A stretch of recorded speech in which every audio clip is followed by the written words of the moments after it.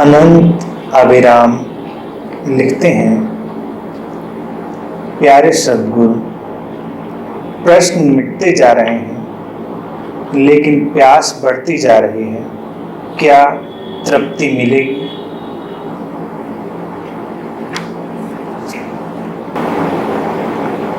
प्यास का बढ़ना शुभ है।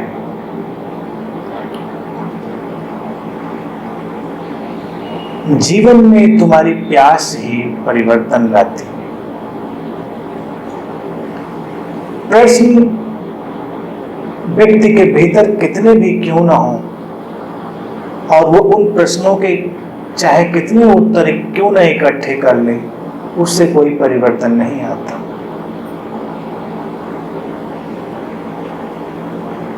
प्रश्न कोई बहुत गहरी बात नहीं है, प्यास गहरी बात है। प्यास से प्रश्न भी पैदा होते हैं, लेकिन प्रश्न से प्यास पैदा होती हो ये जरूरी नहीं।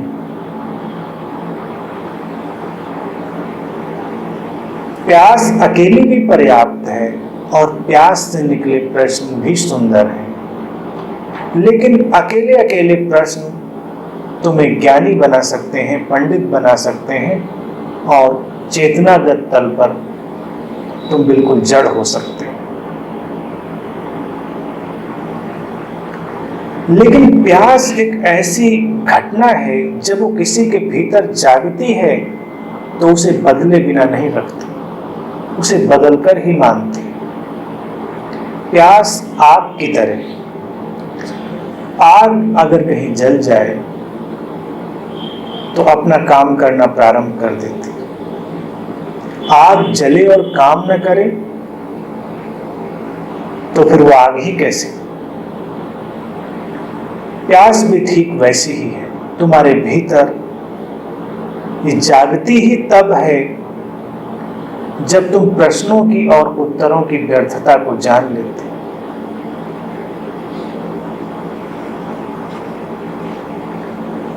कितनी बातें व्यक्ति जानेगा। कई बार कुछ लोगों को इस तरह की बीमारी लग जाती है। आध्यात्मिक खोजियों के कई प्रकार हैं, कुछ छद्म प्रकार हैं, स्यूडो, और कुछ वास्तविक रियल। जब कोई स्यूडो टाइप में उलझ जाता है तो उसको लगता है कि हम जान लें, जितना ज्यादा से ज्यादा जान लेंगे बातों को शायद समाधान मिल जाएगा। तो कितनी बातें जानो लेकिन समाधान नहीं मिलेगा।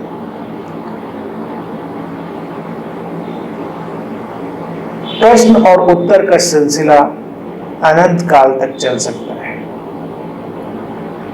लेकिन प्यास वो तुम्हें समाधान उत्तरों के माध्यम से नहीं देती, वो समाधि के माध्यम से देती है। प्यास की अंतिम परिणति समाधि है और उसी से उठता है समाधान। यानी कोई व्यक्ति समाधि में प्रवेश किया, जैसे ध्यान की अगली जो कड़ी है वो समाधि की अवस्था, गहरी आंतरिक स्थिरता की, और समाधि में प्रवेश के बाद भी कोई समाधान ना आया तो वो समाधि भी झूठी होगी, वो मन का ही कोई खेल होगी। मन के खेल के अंत नहीं है, वो सतोरी, समाधि और बुद्धत्व तक रच सकते हैं। कई लोगों को गलतफहमी हो जाती है कि वो बुद्धत्व को उपलब्ध हो गए, क्योंकि उन्होंने बुद्धत्व की एक परिकल्पना की होती है और उनका मन उनके लिए उसे प्रस्तुत कर देता।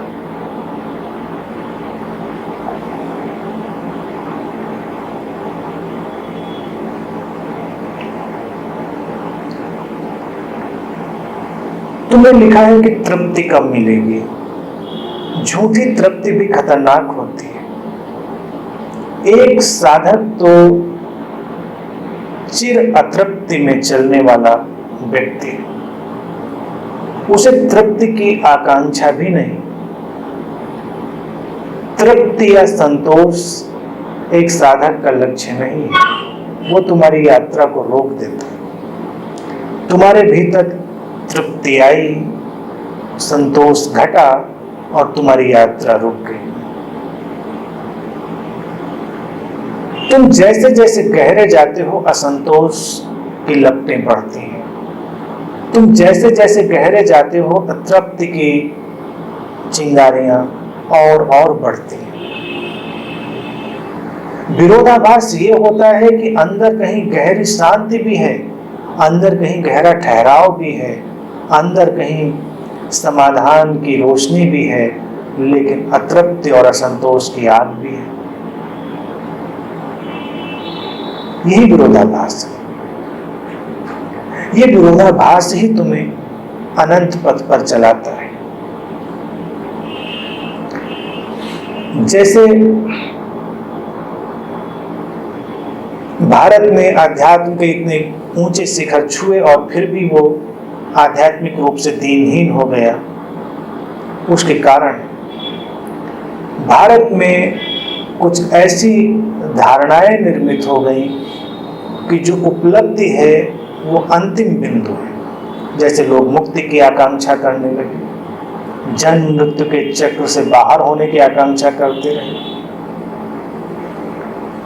मुक्ति के बारे में उनकी कोई ऐसी परिकल्पना निर्मित हुई कि जैसे वो अंत है, उसके बाद फिर कुछ नहीं, तो फिर वो ठहर जाएंगे। वास्तविकता यह है कि जिसे बुद्धत्व या मुक्ति या निर्वाण कहते हैं, वो बिंदु है जहां से अब तुम पीछे नहीं जाते, लेकिन आगे आगे और आगे। जैसे पहले अनुभव में अनंत प्रवाह ने अनुभव किया कि अंतहीन है, कहीं कोई अंत ही जान नहीं पड़ता इस यात्रा का। ऐसे ही गहराई में जाने का कोई अंत नहीं, और अंत में जाकर क्या करोगे? केवल दुखी लोग, निराश परेशान लोग अंत की कामना करते हैं, लेकिन जो आनंदित लोग हैं वो प्रक्रिया में डूबते हैं, वो मार्ग का आनंद लेते हैं, वो चलने का आनंद लेते हैं, वो इस क्षण के आनंद में डूबते हैं। और आनंद इसीलिए सुख से अलग है, क्योंकि आनंद ऐसी घटना है जो तुम्हें निरंतर और गहराई में जाने के लिए धक्के देती रहती है। सुखी व्यक्ति कई बार गैर सृजनात्मक हो जाते हैं, उनकी क्रिएटिविटी बंद हो जाती है, क्योंकि वो सुखी हैं तो उनको अब कुछ करना नहीं। आनंद जब व्यक्ति के भीतर घटता है तो उसके भीतर अतृप्ति और असंतोष की लहरें भी उठती रहती हैं, जो उसे सृजन के लिए धक्के देती, नए नए सृजन की ओर उसे ले जाती। तुमने लिखा है कि प्रश्न मिटते जा रहे हैं। इस बात के भी दो ढंग हैं। अगर कोई व्यक्ति कभी प्रश्न ही नहीं पूछ रहा है तो उसे इस बात से खुश नहीं होना चाहिए कि हमारे तो पहले से ही मिटे हुए। लोग जल्दबाजी करते हैं। जैसे सद्गुरु कहते हैं कि साधना की आवश्यकता नहीं है, वो भी मन का ही एक खेल है। तो जिन लोगों ने कभी साधना का प्रयोग नहीं किया वो खुश हो जाते हैं। वो सोचते हैं कि हम तो पहले से ही कोई प्रयोग नहीं किए हैं, हम उस झंझट में पड़े ही नहीं। लेकिन अगर तुम झंझट में पड़े नहीं तो उसके बाहर भी नहीं जाओगे।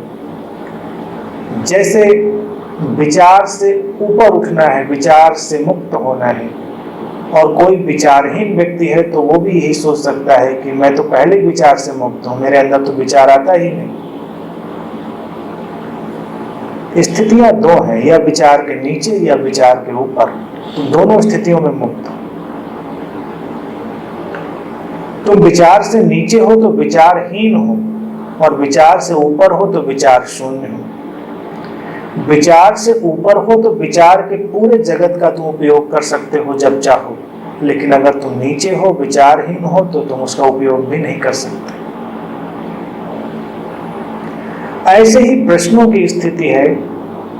जो व्यक्ति अभी पार्श्विक तल पर जी रहा है, पार्श्विक तल पर अर्थात अपने अज्ञान के तल पर, उसके भीतर कोई प्रश्न ही नहीं पैदा होते।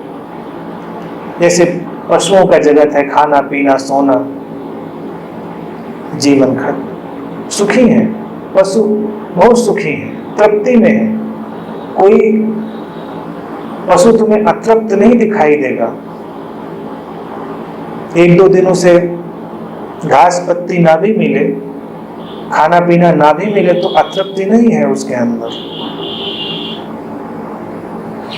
वो अपने ढंग से तृप्ति में, लेकिन विकास में भी नहीं है।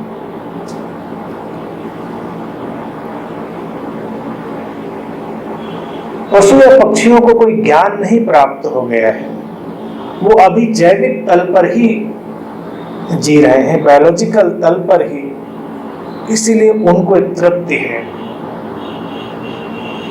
मैं पढ़ता था अभी कहीं, किसी संत का वचन, उन्होंने कहा कि आस्था और भरोसा पक्षियों से सीखो। वो कहते हैं कि आस्था और भरोसे को पक्षियों से सीखो। जब वो शाम को वापस लौटते हैं तो उनकी चोंच में एक दाना भी नहीं होता, लेकिन कल के लिए वो परेशान नहीं होता, तृप्त है। रात लौट आए, सुबह होगी तो फिर जागेंगे, फिर चलेंगे अपनी दाने की तलाश में। लेकिन इससे ये बात तय नहीं है कि पक्षी जो है वो ज्ञान को प्राप्त हो गए हैं या बड़े आस्थावान हो गए। वो अभी केवल अपने बायोलॉजिकल प्लेन से गति कर रहे हैं, केवल जैविक धरातल से एक्टिवेट है। तो जब तुम बहुत निचले तल से चलते हो तब भी सुख है, शांति है। इसीलिए व्यक्ति के पास हमेशा दो विकल्प रहे हैं। नैतिकवादी गुरु बड़े परेशान हैं, उनको लगता है कि वो सुधार लें, लेकिन कभी सुधार नहीं पाए। नशे से व्यक्ति को मुक्त करा लें और कभी करा नहीं पाए, करा भी ना पाएंगे।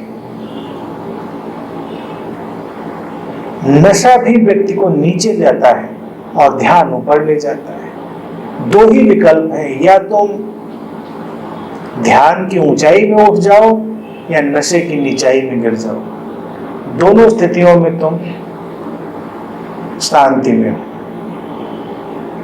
दोनों स्थितियों में तुम आनंदित हो।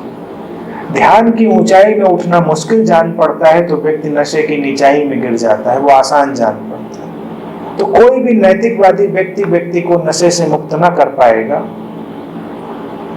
उसको चाहे जितने संकल्प कसमें वायदे करा दिए जाए, वो एक भांति का नशा छोड़ेगा तो दूसरे भांति के नशे में उलझ जाएगा। जब तक व्यक्ति ध्यान की ऊंचाई में ना उठे वो नशों से मुक्त नहीं हो सकता। कोई शराब पीना बंद कर देगा, ड्रग्स लेना बंद कर देगा तो वो शक्ति के, धन के, अहंकार के नशों में उलझ जाएगा। वो किसी न किसी प्रकार के नशे में उलझ जाएगा।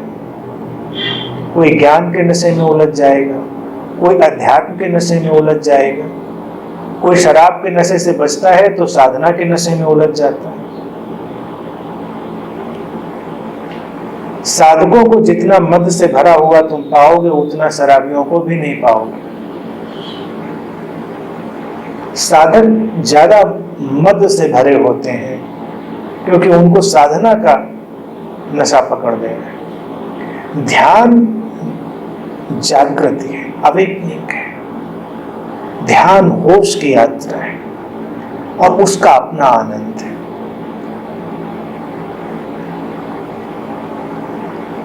तृप्ति और अतृप्ति, संतोष और असंतोष, इसमें तुम्हें नहीं उलझना है। अगर तुम तृप्ति और संतोष की आकांक्षा करोगे तो तुम्हारे पास यही दो विकल्प होंगे, या नीचे या ऊपर। ऊपर मुश्किल जान पड़ेगा तो नीचे जरूर गिरोगे।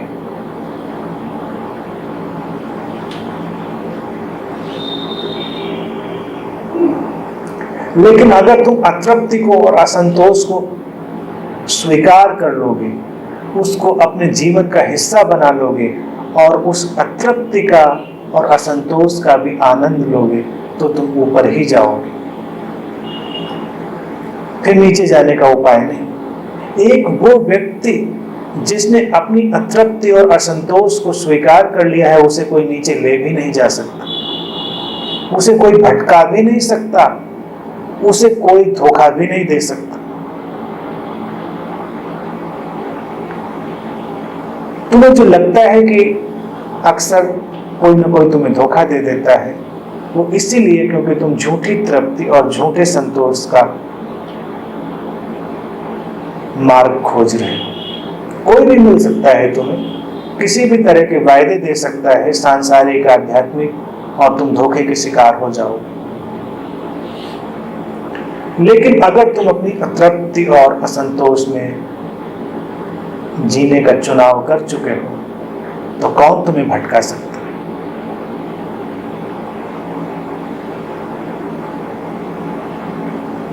इसीलिए ये जो प्यास है ना, इसे मैं हमेशा आग की तरह कहता हूं। आग जलती है तो ऊपर ही जाती है।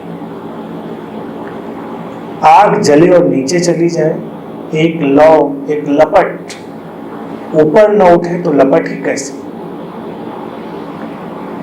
वो तुम्हें ऊपर ही ले जाएगी। और जैसे लपट का काम है, वो बहुत सारे कूड़े करकट को जलाकर राख कर देती है, सार को बचाती है, ऐसे ही प्यास की और अतृप्ति की आग तुम्हारे भीतर के व्यर्थ को जला देती है। साधक वही है जो तृप्ति की तलाश नहीं कर रहा है। साधक वही है जो फील गुड के पीछे नहीं जा रहा है। जैसे तुम ध्यान में जाओ और हमेशा तुमको बहुत अच्छा लगा, जरूरी नहीं ध्यान ही हो, वो तुम्हारे मन का भी कोई खेल हो सकता है। हमेशा अच्छा लगना जरूरी नहीं है, कभी कभी अच्छा न लगना भी तुम्हारे विकास के लिए आवश्यक है। इसीलिए जो व्यक्ति हमेशा अच्छा लगने वाली भाव दशा में रहता है, वो मंद बुद्धि हो जाता है। अक्सर प्रतिभाशाली लोग बहुत बेचैन होते हैं, विचलित होते हैं।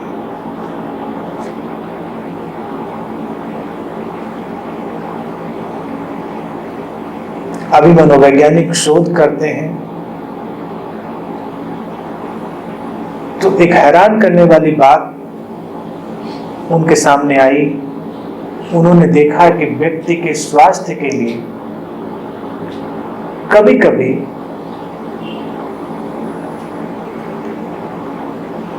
नकारात्मक होना भी जरूरी होता है।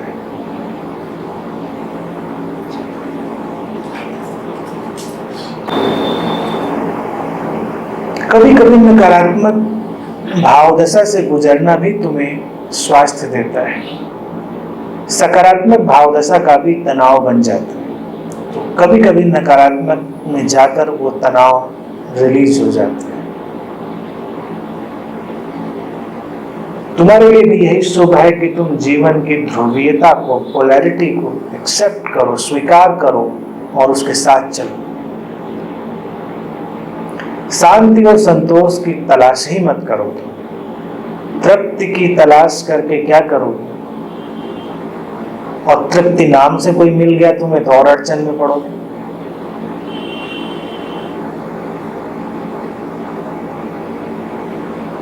अस्तित्व के तो रहस्य है। वो कह सकता है कि तुम तृप्ति को ढूंढते थे और तृप्ति मिल गई। तो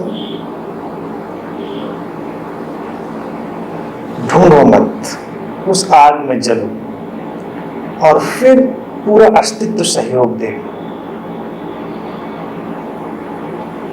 पूरा अस्तित्व तुम्हारे लिए काम करेगा। ये उदाहरण मैंने तुम्हें अनेकों बार दिया है, मुझे बहुत प्रिय है और उसे हमेशा स्मरण रखो। एक बीज वृक्ष बनता ही तब है जब वो बेचैनी और टूटने की वेदना के लिए तैयार हो जाता है। बीज की तरह वो तो बहुत सुकून में है, शांति में है, कोई घबराहट नहीं। कोई बदलाव नहीं। लेकिन अगर बीज अपने भीतर छिपे वृक्ष को उपलब्ध होना चाहता है तो उसे टूटना पड़ता है, गलना पड़ता है, मिटना पड़ता है। और टूटना, मिटना और गलना हमेशा बेचैनी, असंतोष और अतृप्ति से ही भरा होता है, वेदना से भरा होता है। ये शुभ है कि कोई इससे गुजरे, बस ख्याल इतना ही रखना है कि सबके बीच जागे रहो, इस सबके बीच अपने होश को संभाले रहो। अतृप्ति तुम्हारे भीतर आए तो उसे किसी दूसरे के ऊपर मत मर दो। तुम असंतोष में हो तो ऐसा मत सोचो कि किसी की वजह से।